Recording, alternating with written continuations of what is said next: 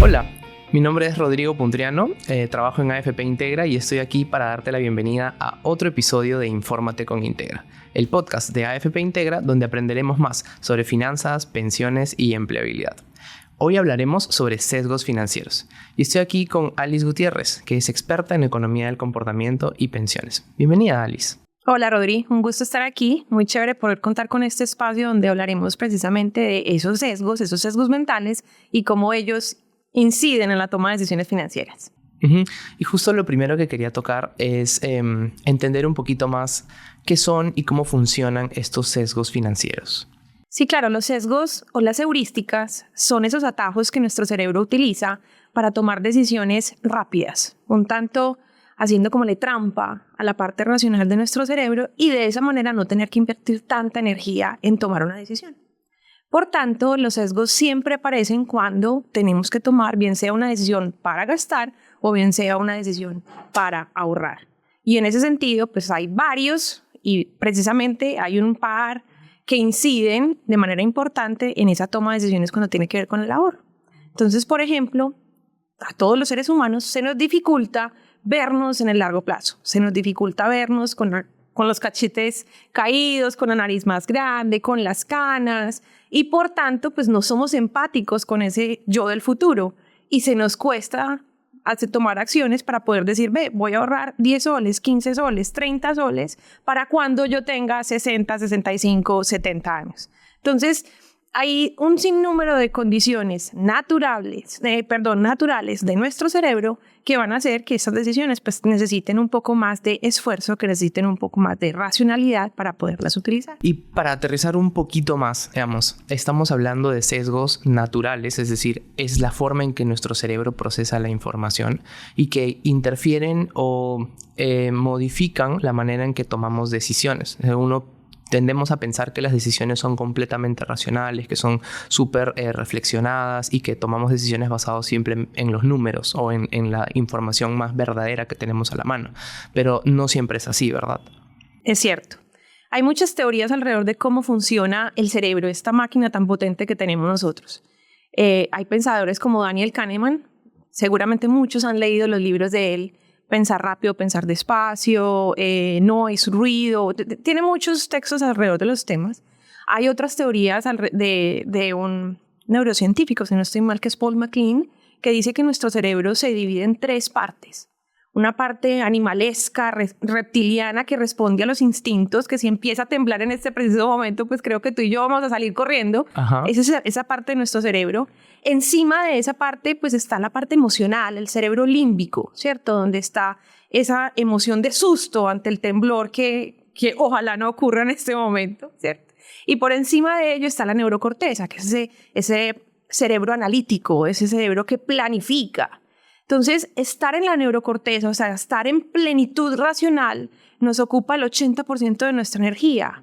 Entonces, tenemos que invertir mucha energía para poder estar ahí, para poder tomar la decisión, para estar la mayor cantidad de tiempo posible usando esa parte de nuestro cerebro. Por el contrario, ese cerebro animalesco, ese cerebro emocional, nos ocupa solo el 15%. Entonces, si consideramos que nosotros somos naturalmente perezosos, que tenemos una inercia inherente en nuestro actuar, en nuestra humanidad, eso quiere decir que preferimos estar en el cerebro emocional, que preferimos estar en el cerebro reptiliano, que estar en la neurocorteza.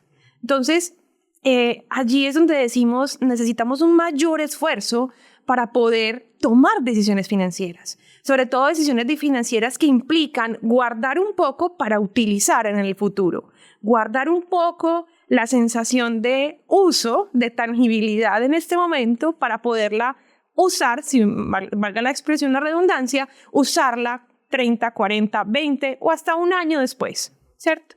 Daniel Kahneman también plantea que el cerebro tiene 2 espacios, 2 momentos, 2 componentes. Uno emocional, instintivo, el animalesco y el emocional, y 2, uno más racional.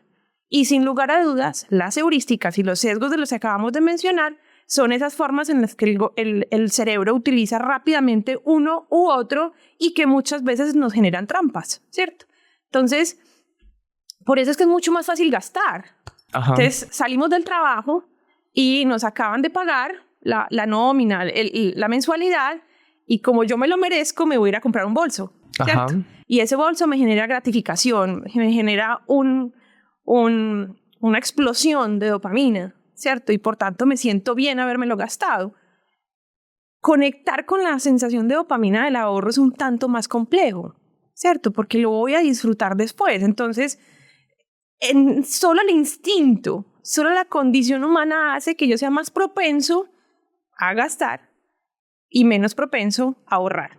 La pregunta es entonces, ¿qué hacemos para hacerle juego a lo que ya sabemos de cómo funciona nuestro cerebro y qué podemos hacer para poder generar las acciones que son necesarias para comprarme el depa porque te vas a casar, para la universidad de mis hijos, para ese momento de la jubilación o ese momento de la vejez? Hemos puesto un ejemplo que me parece muy bueno, que es este de la compra versus el ahorro, pero me gustaría también poner otros ejemplos para que la gente, para que entendamos cómo se presentan en nuestra vida diaria estas heurísticas o estos sesgos. Perfecto. Entonces, hablemos del sesgo del control. Ajá, a ver. Utilicemos la analogía de la película reciente Intensamente. Ya. Hemos desbloqueado otra emoción que se llama el tarjetazo. Ajá, ok. ¿Cierto? Entonces, una de las cosas bien relevantes de la economía conductual, de la economía del comportamiento, es que el ser humano es muy susceptible a la pérdida. Cuando nosotros sentimos que estamos perdiendo, tenemos más control de nuestras decisiones. Okay. Entonces es muy distinto cuando tú pagas con tarjeta de crédito, por ejemplo, a cuando pagas con el dinero, con un billete de 50 soles. Claro, ¿cierto? de acuerdo. Entonces, es decir, es distinto gastar el dinero que yo estoy viendo que sale de mi billetera versus pasar un plástico por el POS. No siento esa pérdida. Tú no sientes la pérdida. Entonces tú pasas el tarjetazo y volvamos al ejemplo, me compré el bolso porque me lo merezco, ¿cierto? Entonces tú te vas feliz, tú no sentiste pérdida, realmente tú sumaste una sensación más, un bolso más a tu closet. Por el contrario, si hubieses pagado este bolso con dinero efectivo, con dinero líquido, tal vez hubieras sentido, acabé de cambiar moneda por un bien material, ¿cierto? La teoría de la pérdida o la teoría de la perspectiva, realmente esa conservación que tenemos con respecto a las ganancias y animosidad que tenemos con respecto a la pérdida es el centro, es digamos esa balanza por el cual nuestro cerebro siempre de manera consciente o inconsciente está jugándonos estas buenas o malas pasadas. Ajá. ¿Cierto?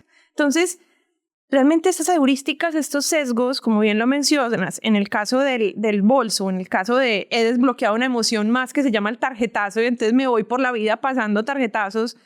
Y ahora con la tecnología, pues tener la tarjeta en el celular no necesita ni siquiera la tarjeta física para poder pagar estas cosas que quieres.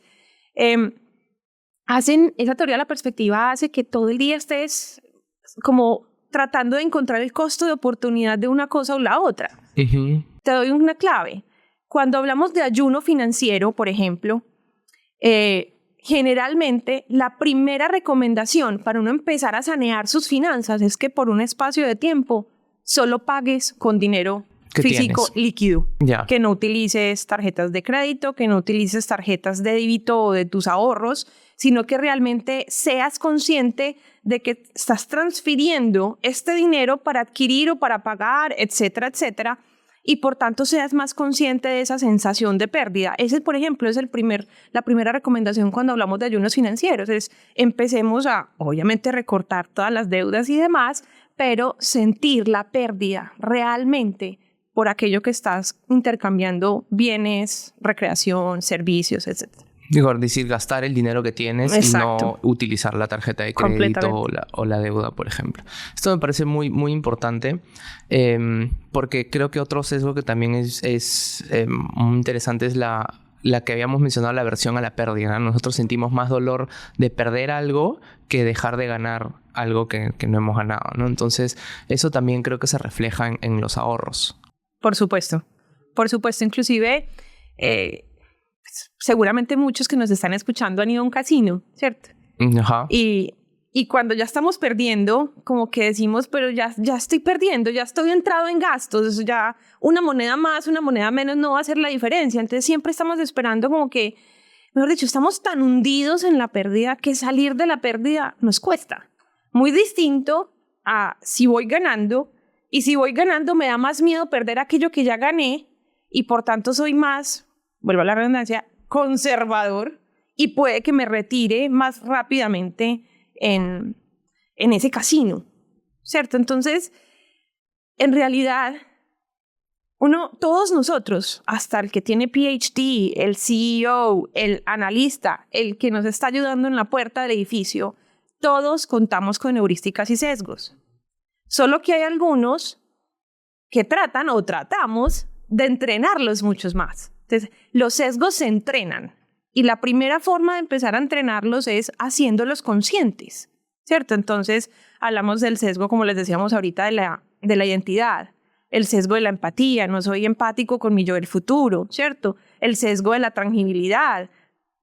¿Qué gano ya? A ver, ¿qué gano ya? ¿Qué hay para mí? El bolso, exacto, ¿qué hay para mí? Esa dopamina que me dura 3 días, científicamente comprobado, me dura 3 días la felicidad de haberme comprado el bolso, versus ahorrar 1 año para poderme casar, ¿cierto? Tengo que esperar 365 días para poderme ir de fiesta, la fiesta que deseo, ¿cierto?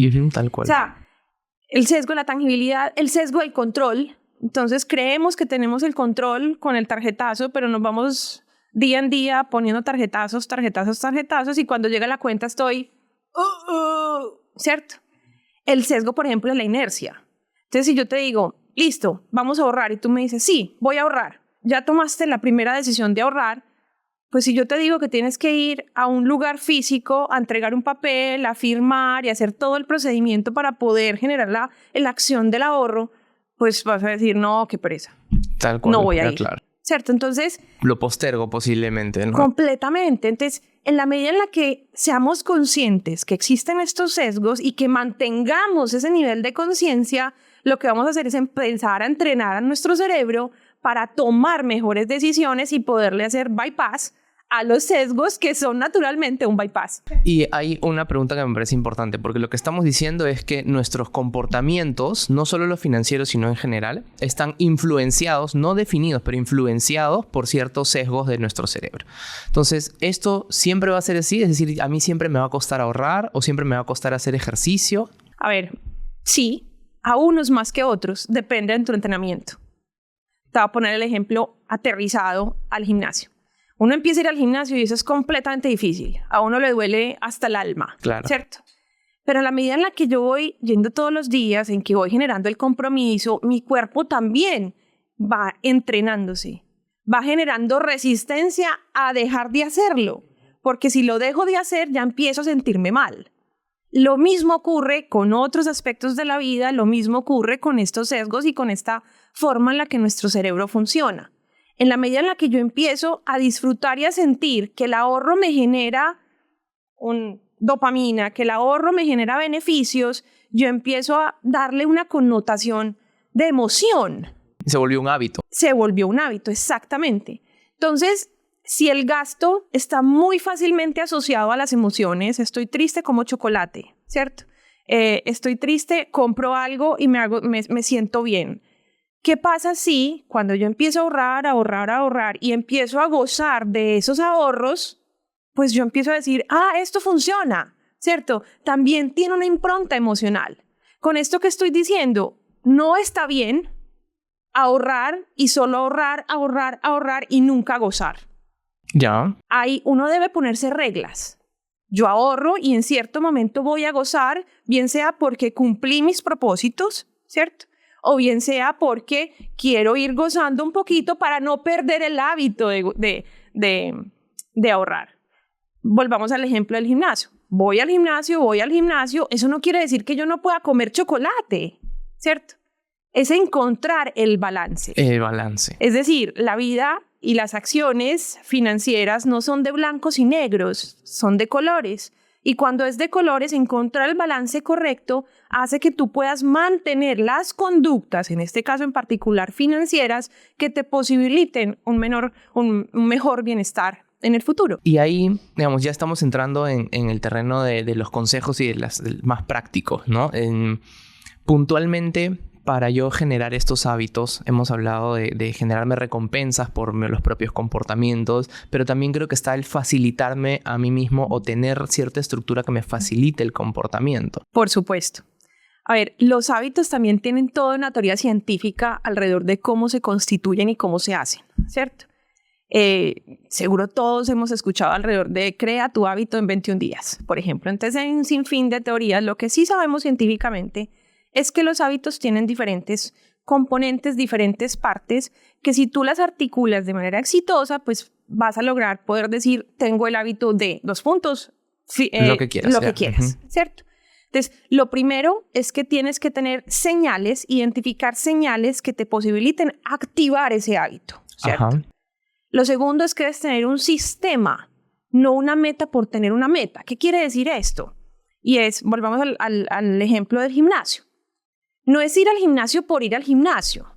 No es ir al gimnasio simplemente porque quiero bajar 5 kilos. Es ir al gimnasio porque quieres ser sano. Y en la medida en la que quieras ser sano, vas a empezar a adoptar un sistema, vas a empezar a construir un sistema alrededor de tu día a día, de tus costumbres, para posibilitar que puedas ser sano en el futuro, ¿cierto? Y posibilitar que vayas al gimnasio. Y al final de ello vas a tener una recompensa, ¿cierto? Entonces, tú siempre tienes que estar recompensándote el hecho de que te estás cumpliendo en la ejecución de ese hábito. Entonces, vámonos al ejemplo del ahorro.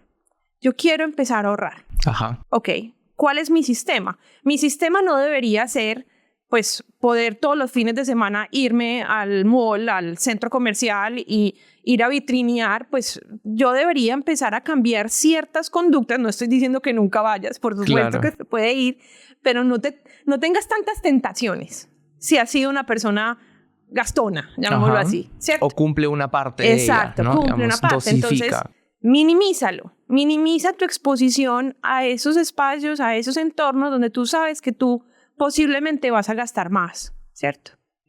Construye un sistema que te posibilite ahorrar más. De pronto, si quieres ahorrar más, entonces ten una planilla de Excel. Si eres de la generación mía o si eres de la generación tuya, seguramente tienes una app donde vas a empezar a incluir estos gastos hormiga. Reduce los gastos hormiga. No esperes comprar el almuerzo todos los días en la oficina. Empieza a hacer pasitos que te posibiliten empezar a entender que vas a tener un flujo adicional disponible para poderlo ahorrar. ¿Ahorrar para qué? Ahorrar puede ser para 1 año, para 5, para 10, para 15, para los diferentes propósitos. El hecho es que tomes el hábito de ahorrar nuevamente, pero date recompensas. Para que puedas sostener para que el los comportamiento. Mantengas. Entonces tú dices, listo, he reducido mis gastos hormiga, ya no estoy almorzando tanto en la calle, no estoy comprando tanta comida en los diferentes restaurantes y demás. Me voy a dar un premio. Un premio puede ser, me voy a ir a comer rico 1 vez al mes o 2 veces al mes, ¿cierto? Y va a ser, me voy a ir all in, a comer postre o a comer, al restaurante sin disfrutarlo realmente. Exactamente, pues, claro, no quiere decir, no te cohibas, porque cuando el cerebro no piensa en negación, o sea, si yo te digo ahora, Rodri, no pienses en elefantes, inmediatamente se te vino la figura de un elefante a la cabeza. Ajá. Entonces, el cerebro no es capaz de pensar en el no. Y cuando tú estás diciéndole no, al cerebro está pensando sí. Sí.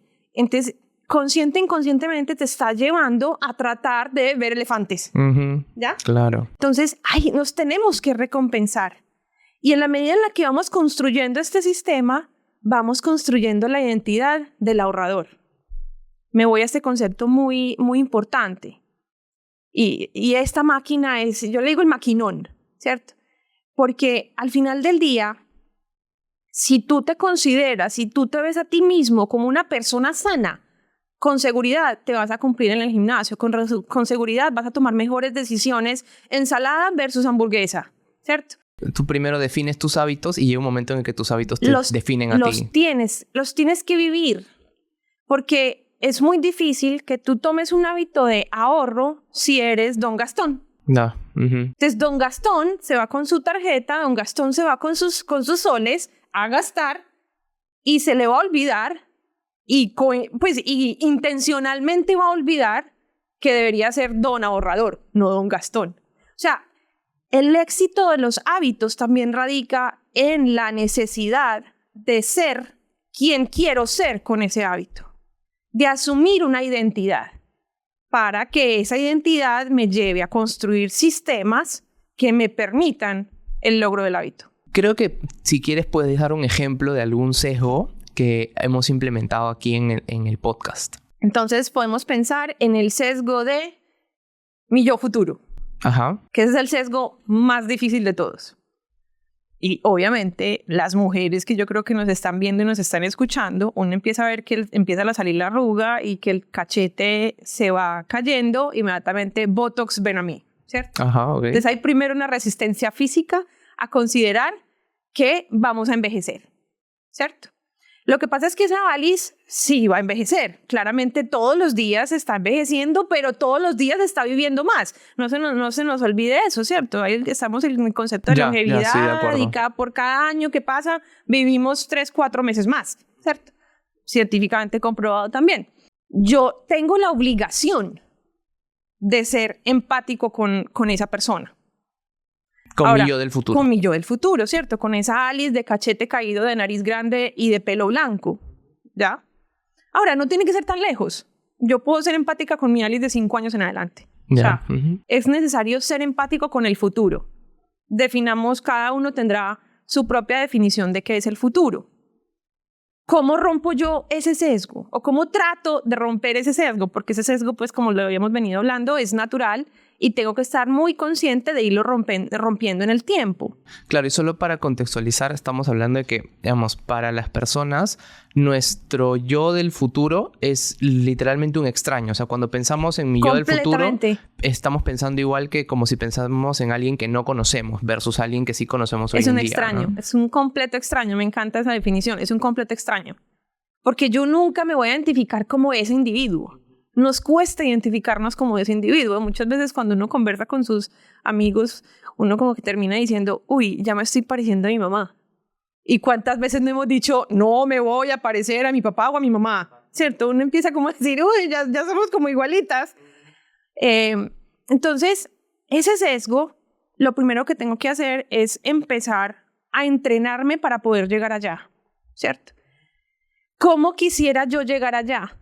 Entonces yo te puedo decir, listo, saquemos un papel y escribámosle la carta a Papá Noel, a Niño Dios, a quien corresponda, y digámosle, ¿cómo quiero ser cuando tenga tantos años, en 5 años, en 10, en 15? No quiero estar enferma. Ah, ok, entonces, ¿qué tengo que hacer para no estar enferma? ¿Qué hábito debería empezar a construir desde hoy para ser una persona sana y no estar enferma? Ok, no quiero trabajar hasta los 70, 75 años, como es la realidad de muchos de nosotros hoy en día. Me quiero jubilar a la edad de jubilación correspondiente en Perú, 65 años. Ah, bueno, entonces, ¿qué tengo que ahorrar para poder llegar a ese nivel de vida que yo quisiera tener tras los 65 años? Ah, pero entonces yo ya ahorro en pensión. Sí, pero ¿qué más tengo que hacer? Porque la pensión no va a ser suficiente. Sí me hago entender, en la medida en la que tú puedas, como dicen por ahí, comerte el dinosaurio por partes, en la medida en la que tú puedes especificar tú qué quieres obtener en ese periodo de tiempo, asocia a cada uno de esos elementos unas acciones y que esas acciones se conviertan en hábitos. Yo creo que podemos hacer un resumen como para aterrizar todo lo que hemos dicho, porque hemos empezado con algo bien interesante que es nuestro cerebro toma decisiones usando atajos.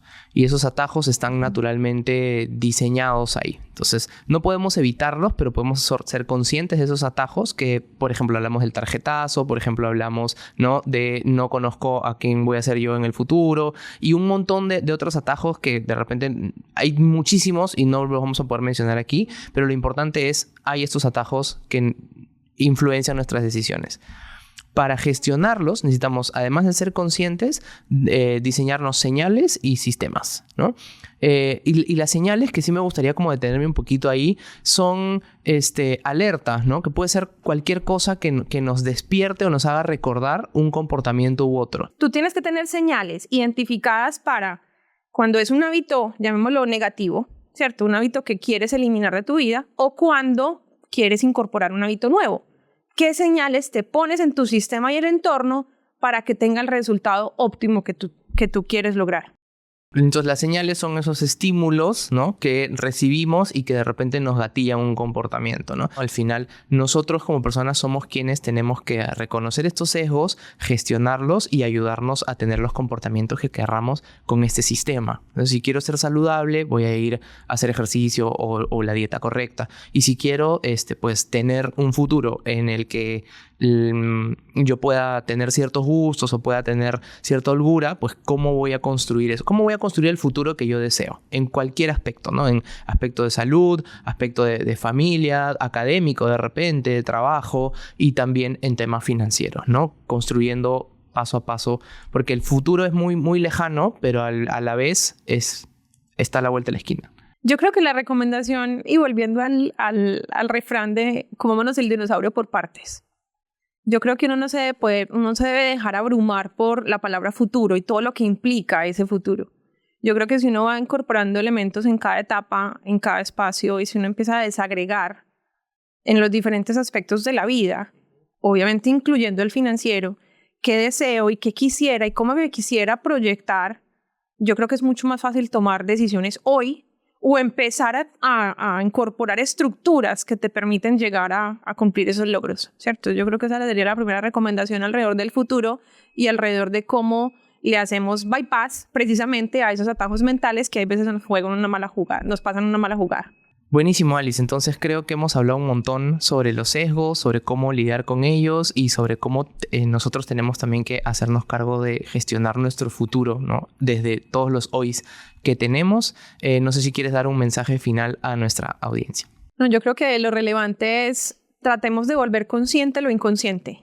Y en la medida en la que volvemos consciente aquello inconsciente, estamos preparados, aún mejor preparados para trabajar el futuro. Yo creo que esa conciencia de cómo funciona nuestro cerebro, esa conciencia de a veces no somos tan racionales como creemos ser, es necesaria para poder ser más asertivos en esa construcción de futuro que tanto queremos. Perfecto. Entonces, Alice, te agradezco muchísimo por haber estado en este episodio de Infórmate con Integra. Estoy seguro que todas las personas que nos están viendo han tomado nota de las recomendaciones que hemos dado y que va a ser un episodio muy, muy provechoso. Muchas gracias a ustedes por la invitación y en otra oportunidad conversaremos nuevamente. Y gracias a ti por acompañarnos a un episodio más de Infórmate con Integra. Nos vemos en otro episodio. Chau. Chao.